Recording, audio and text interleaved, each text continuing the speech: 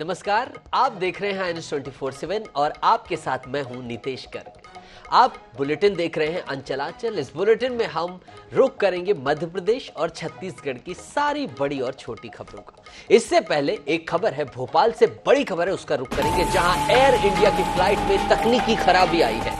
तकनीकी खराबी की वजह से फ्लाइट उड़ान नहीं भर सकी है। फ्लाइट को राजा भोज एयरपोर्ट पर ही ग्राउंड किया गया है। एयर इंडिया की फ्लाइट AI 436 भोपाल में कैंसिल हुई है।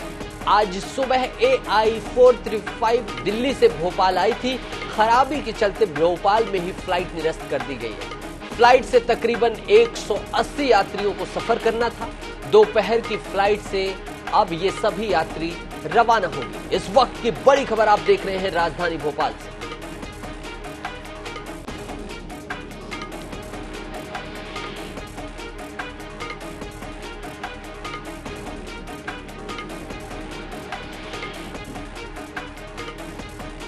रुक करेंगे इटारसी का, जहां पुलिस ने बैग में भरे अवैध गांजे के साथ 5 आरोपियों को गिरफ्तार किया है। पुलिस ने ओडिशा से भोपाल ले जा रही गांजे की बड़ी खेप इटारसी से पकड़ ली है। पुलिस ने बताया है कि मुखबिर की सूचना पर 5 आरोपियों को गिरफ्तार कर 42 किलो गांजा जब्त किया गया है। इसकी कीमत 4,80,000 रुपए बताई जा रही है।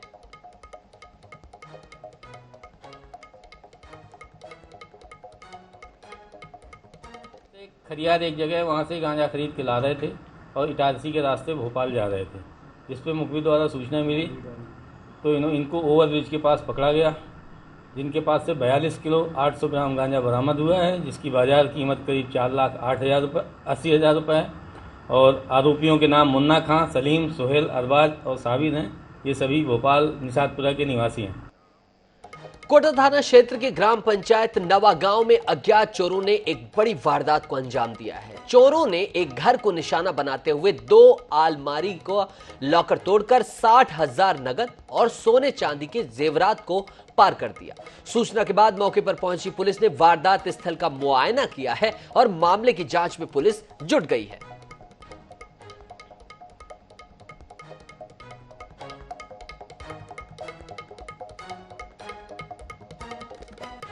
मुझे करीब सूचना मिली कि सलका नवा गांव में पवित्र जायसवाल के यहाँ रात में चोरी हुई है। यहाँ तत्काल पुलिस टीम डॉग स्क्वाड के साथ यहाँ पहुँची है। छानबीन की जा रही है। आवेदक ने बताया है कि 60,000 रुपये नगद और एक हार और एक फुल्ली चोरों ने पीछे का दरवाज़ा तोड़ करके, ताला तोड़ करके घुसे हैं घर के अंदर और अलमारी को तोड़ करके उसमें से सामान निकाले हैं।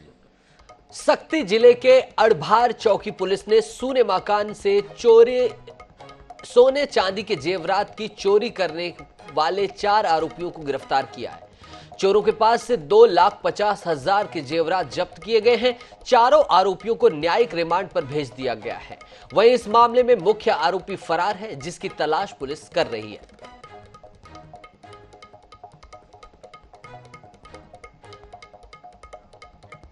छत्तीसगढ़ में 8 सूत्रीय मांगों को लेकर पटवारियों ने सोमवार से प्रदेश व्यापी आंदोलन शुरू कर दिया है। बिलासपुर सहित जिला मुख्यालयों में पटवारियों ने अपने संघ के बैनर तले धरना प्रदर्शन कर राज्य सरकार के खिलाफ जमकर हल्ला बोला है। पटवारी संघ के पदाधिकारी पिछले लंबे समय से अपनी लंबित मांगों और समस्याओं को लेकर विभाग के अफसरों के साथ राज्य सरकार को ज्ञापन दिया था, जिसमें वेतन विसंगति सहित 8 सूत्रीय मांगों को पूरा करने की मांग की थी। और इसी बीच रायपुर से बड़ी खबर है, जहां कांग्रेस की प्रदेश प्रभारी कुमारी शैलजा अचानक रायपुर पहुंची है। पीसीसी को इस दौरे के बारे में जानकारी नहीं दी गई। दौरे को लेकर प्रोटोकॉल भी जारी नहीं हुआ है। मुख्यमंत्री निवास पहुंच गई है सीधा कुमारी शैलजा। मुख्यमंत्री निवास पहुंची। प्रभारी सचिव चंदन यादव भी यहां पर मौजूद रहे उनके साथ। मंत्री शिव डहरिया भी मुख्यमंत्री निवास में उनके साथ मौजूद रहे। सीएम भूपेश के साथ राजनीतिक विषयों पर चर्चा हो रही है कुमारी शैलजा की। पीसीसी चीफ मोहन मरकाम भी उनके साथ पहुंचे। मुख्यमंत्री निवास विधानसभा अध्यक्ष डॉक्टर चरणदास महंत भी पहुंचे हैं। राजनीतिक रूप से, राजनीतिक लिहाज से यह बड़ी खबर मानी जा रही है, क्योंकि आमतौर पर मुख्यमंत्री निवास पर विधानसभा अध्यक्ष राजनीतिक बैठकों से दूर रहते हैं, लेकिन विधानसभा अध्यक्ष डॉक्टर चरणदास महंत का भी इस बैठक में भाग लेना कहीं ना कहीं राजनीतिक दृष्टिकोण से इस खबर को और भी महत्वपूर्ण बना देता है। लेकिन इन सभी बातों का खुलासा इस बैठक के बाद ही होगा कि आखिर क्या कुछ हुआ है इस बैठक में। कुमारी शैलजा को क्यों अचानक से रायपुर पहुंचना पड़ा, क्यों सीधा मुख्यमंत्री निवास का रुख करना पड़ा,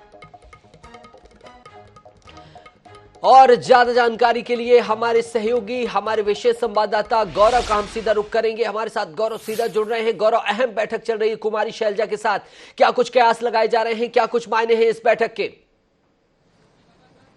देखिए, इस वक्त हम मुख्यमंत्री निवास में मौजूद है और यहाँ पर लगातार एक एक करके मंत्रियों के पहुंचने का सिलसिला जारी है।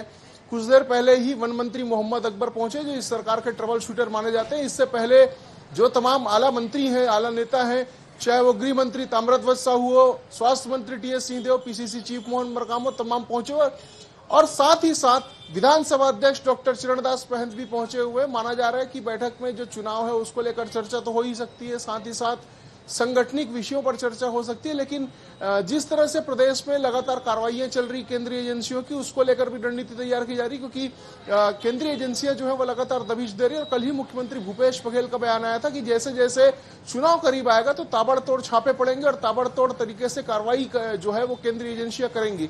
तो इसको लेकर कहीं ना कहीं रणनीति बनाई जा रही है। और यही वजह है कि प्रदेश प्रभारी कुमारी शैलजा आज जब रायपुर पहुंची तो ना पीसीसी के वरिष्ठ नेताओं को इस बात की जानकारी थी, ना उनके प्रोटोकॉल को सार्वजनिक किया गया, ना ही इस बात की सूचना किसी को थी कि वो आ रही है, और इसको सार्वजनिक भी नहीं किया गया। तो इसका जो अर्थ है वो सीधे तौर पर यही निकाला गया कि इस बैठक को गोपनीय रखा जाना है। और यही वजह है कि कुमारी शैलजा एयरपोर्ट से सीधे होटल पहुंची और होटल से वे मंत्री शिव डहरिया के साथ सीएम हाउस पहुंचे। और इस वक्त यहाँ पर लगभग आधा दर्जन मंत्री, नेता और पदाधिकारी मौजूद है और बैठक जो है वो लगातार जारी मुख्यमंत्री भूपेश बघेल के साथ कुमारी शैलजा और तमाम मंत्रीगणों की। जी बिल्कुल गौरव, कहीं ना कहीं जो तस्वीरें भी आपने हमें भेजी हैं उन तस्वीरों को अगर देखा जाए, एनालिसिस किया जाए, तो कहीं ना कहीं कुमारी शैलजा के चेहरे में वो भाव भंगिमाएं भी नजर आ रही हैं जिनकी आप बात करें। वो गंभीरता दिखाई दे रही है, वो सीरियसनेस दिखाई दे रही है,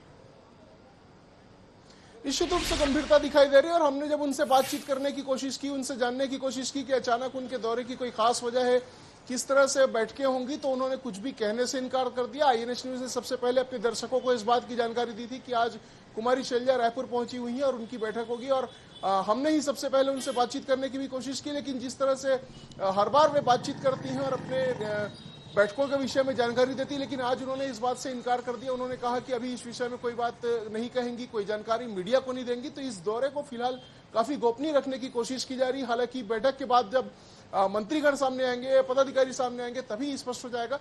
लेकिन कई अहम विषय हैं जिन पर इस वक्त चर्चा सीएम हाउस के भीतर चल रही है। जी बिल्कुल गौरव, इसे और किस संदर्भ से जोड़कर देखा जा सकता है, क्योंकि तमाम बड़े स्तर के मंत्री, मुख्यमंत्री, विधानसभा अध्यक्ष, इसे और किस आयाम से देखा जा सकता है? ईडी के इतर भी क्या भारतीय जनता पार्टी ने, जैसे कल अरुण साव ने गोठानों के औचक निरीक्षण की बात की है कि हम पोल खोलेंगे जाकर, क्या इस संदर्भ से विपक्षी रणनीति के लिहाज से भी इसे महत्वपूर्ण माना जा सकता है? क्योंकि अब भारतीय जनता पार्टी भी एग्रेसिव फॉर्म में नजर आ रही है। निश्चित रूप से बैठक बेहद महत्वपूर्ण है और बैठक के महत्व को इसी से समझा जा सकता है कि आमतौर पर विधानसभा अध्यक्ष राजनीतिक बैठकों में शामिल नहीं होते, प्रदेश प्रभारी के साथ उनके सीधे संवाद या ऐसी कोई स्थिति बनती नहीं है। लेकिन आज विधानसभा अध्यक्ष भी पहुंचे हुए हैं, प्रदेश के सारे वरिष्ठ मंत्रियों को बुलाया गया। तो जिस तरह से भारतीय जनता पार्टी की रणनीति, उसको लेकर भी काउंटर अटैक की रणनीति बनाई जाएगी। साथ ही साथ चुनाव की दृष्टि से भी जो अहम रणनीतियां हैं उस पर मंथन होगा, क्योंकि अब चुनाव में बेहद कम समय बचा है। तो ऐसे में ये जो बैठक होने जा रही है, इसमें कई महत्वपूर्ण विषयों पर चर्चा हो सकती है। जैसा कि मैंने बताया कि संगठन में बदलाव भी एक विषय है, लेकिन ये माना जा रहा है कि संगठन में बदलाव का जो विषय है वो केंद्रीय नेतृत्व तय करता है और केंद्रीय नेतृत्व से ही इसके आदेश भी जारी होते हैं। लेकिन इस संबंध में भी प्रदेश के नेताओं से रायशुमारी की जा सकती है। साथ ही साथ कई अहम विषय ऐसे हैं जिस पर इस वक्त चर्चा की जा सकती है। जी गौरव, मैं चाहूंगा कि आप हमारे आपके सहयोगी कैमरामैन से कहें कि एक बार जो सीएम हाउस के बाहर बैठक चल रही है उधर के भी दृश्य दिखाएं, और इसके साथ ही आप ईडी की जो अभी की कार्रवाई चल रही है उस संदर्भ में दर्शकों को जानकारी देते रहें, और चाहेंगे कि एक बार फुटेज दिखाएं तमाम की कैसी हलचल वहां पर हो रही है। निश्चित रूप से मैं अपने कैमरामैन से कहूंगा कि वे कैमरामैन से भी अपने में कहूंगा कि वे इस वक्त जो हलचल है सीएम हाउस के बाहर उसको दिखाने की कोशिश करें। किस तरह से यहाँ पर जो वाहनों की आवाजाही लगातार जारी, हालांकि जो आधा दर्जन मंत्री हैं वो यहाँ पर पहुंच चुके हैं। मंत्रियों के पहुंचने का क्रम लगातार कुछ समय पहले तक के जारी था, क्योंकि कुमारी शैलजा के साथ में मंत्री शिव डहरिया पहुंचे थे, उसके बाद में मंत्री मोहम्मद अकबर और तमाम जो नेता वो यहाँ पर पहुंचे। देखा जा सकता है अभी भी जो लगातार हलचल यहाँ पर है वो तेज है, और इसी के साथ साथ जो कार्रवाइयां हैं ईडी की वो भी लगातार चल रही। जिस संबंध में आपने कहा, तो इस वक्त जो है केंद्रीय एजेंसियों की कार्रवाइयां भी एक विषय है, साथ ही साथ संगठन और चुनाव की दृष्टिकोण से भी बेहद महत्वपूर्ण है। लगातार देखा जा सकता है सीएम हाउस के बाहर जो हलचल है वो यहाँ पर तेज है। अब गौरव, आपसे चाहूंगा मैं कि ईडी की कार्रवाई में इस वक्त क्या चल रहा है, क्या कुछ इनपुट्स आ रहे हैं, क्या कुछ गंभीरताएं, क्या कुछ जब्ती, क्योंकि शराब कांड के संदर्भ में 2000 करोड़ रुपए के एक कथित रूप से घोटाले की बात की गई, इसे विपक्ष ने भुनाने की कोशिश की। कहीं ना कहीं ये साइलेंट कार्रवाई के तौर पर नजर आ रही है गौरव, पूरा मामला ऐसे सन्नाटे से हो रहा है, ईडी की कार्रवाई बिल्कुल दबिश देकर हो रही है। एक कार्रवाई के बारे में भी दर्शकों को बताएं कि कैसे क्या कुछ हो रहा है इस समय ईडी का घटनाक्रम।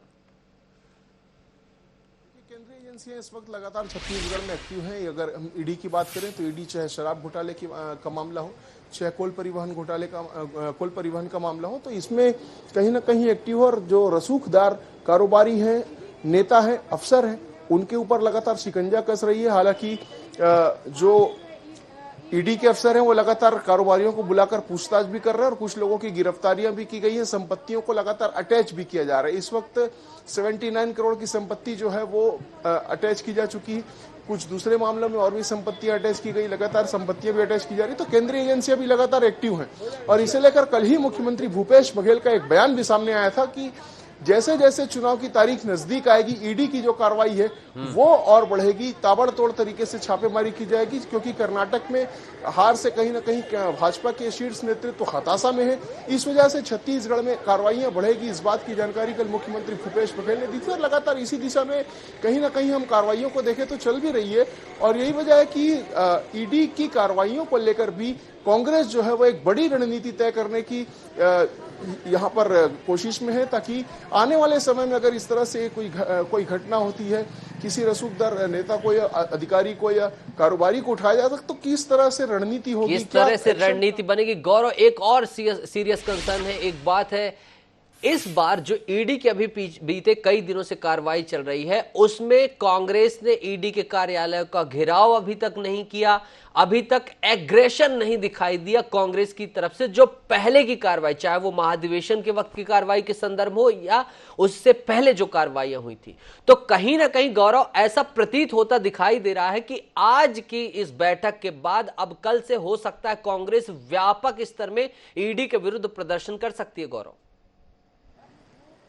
निश्चित रूप से अगर कांग्रेस के प्रदर्शन की अगर हम बात करें, तो जब जब कांग्रेस के किसी वरिष्ठ नेता से पूछताछ की जाती है, जब जब उसे बुलाया जाता है समन्स देकर ईडी के द्वारा, तो कांग्रेस के जो नेता हैं वो प्रदर्शन भी करते हैं और ईडी कार्यालय का घेराव भी करते हैं। ऐसा लगभग अब तक 1.5 से 2 दर्जन बार ऐसा हो चुका है जब कांग्रेस के नेताओं कार्यकर्ताओं ने ईडी में प्रदर्शन किया हो, अन्य केंद्रीय एजेंसियों के दफ्तरों में प्रदर्शन किया हो। तो कांग्रेस जो है वो ठोस एक्शन प्लान तय करने की दिशा में आगे बढ़ रही है। कांग्रेस की ये मानना है, कांग्रेस का ये सोच है कि जिस तरह से ईडी की कार्रवाइयां बढ़े, तो कौन सी रणनीति होगी, कौन से एक्शन प्लान होगा जिसके तहत कार्रवाइयां की जाएगी, इस दिशा में भी रणनीति तय की जाए और साथ ही साथ की कोशिश की जा रही है। गौरव, बिल्कुल आपने सही कहा।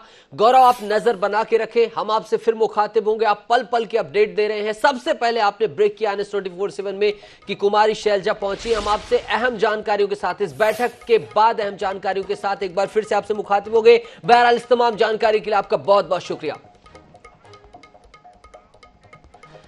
और छत्तीसगढ़ के पूर्व मुख्यमंत्री डॉक्टर रमन सिंह ने शराब घोटाले पर कांग्रेस सरकार पर जमकर प्रहार किए हैं। उनके शासनकाल में 4400 करोड़ रुपए के शराब घोटाला होने के कांग्रेस के आरोप पर पूर्व सीएम रमन सिंह ने कहा है कि क्या कांग्रेस पार्टी और उनके सीएम 10 साल से सो रहे थे। अब जब घोटाला प्रमाणित हो गया है तो उल्टा चोर कोतवाल को डांटे जैसी बात हो रही है। उन्होंने कहा कि 2000 करोड़ रुपए का शराब घोटाला प्रूफ हो गया है, न्यायालय में प्रस्तुत हो गया है। सरकार के संरक्षण में सिंडिकेट्स ने 30% अवैध शराब बेची है। अब इससे बड़े प्रमाण की जरूरत नहीं है। अब केंद्रीय नेतृत्व को फैसला लेना है कि ऐसे व्यक्ति को पद में बने रहने का अधिकार है कि नहीं। कांग्रेस प्रदेश प्रभारी कुमारी शैलजा के अचानक दौरे पर डॉक्टर रमन सिंह ने कहा है कि प्रभारी आते हैं तो कुछ ना कुछ विषय लेकर आते हैं। प्रदेश में हलचल हो रही है। एक महत्वपूर्ण विषय भी है, छत्तीसगढ़ में करप्शन रोज रोज उजागर हो रहे हैं। सीआरपीएफ की बटालियन पहुंचने पर उन्होंने कहा कि हलचल मची हुई है, क्या होता है क्या नहीं इसका पूर्वानुमान लगाना कठिन है, लेकिन शराब माफिया और इसके सिंडिकेट के और खुलासे होंगे।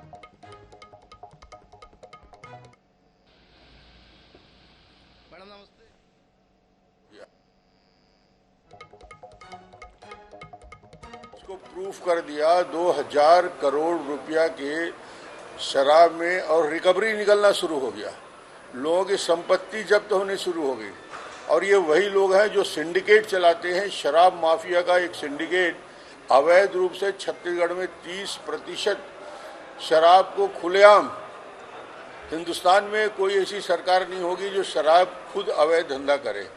ये छत्तीसगढ़ का अकेला उदाहरण है कि जो अवैध रूप से सरकार के संरक्षण में एक सिंडिकेट 30% अवैध शराब बिचवाती है, जिसका 2000 करोड़ तो प्रमाणित हो चुका है, प्रूफ हो चुके हैं, न्यायालय में प्रस्तुत हो चुका है। इससे बड़ा प्रमाण मिलने की जरूरत नहीं है। अब केंद्र सरकार को, इनके केंद्रीय नेतृत्व को निर्णय लेना चाहिए कि ऐसा व्यक्ति को इस पद में बने रहने का अधिकार है कि नहीं।